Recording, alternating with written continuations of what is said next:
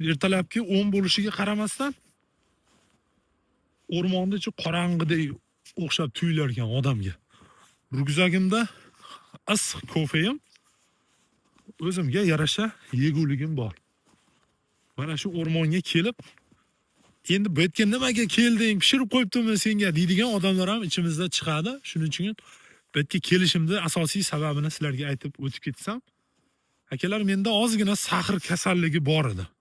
Men sahr kasalligi bilan chin qalbimdan, yuragimdan kurashyapman. Sahrga qo'shilib ozgina endi dovlina ham chiqishni boshladi. Dovlina aksariyat tun yarmida chiqadi, Xudoning qudrati bilan 12 dan 3 gacha chiqadi. Eshigimizni tagiga skori chaqirsang, qo'ni-qo'shnilar ham "Voy, tinchlikmikin? Nima bo'ldi ekan?" deydi.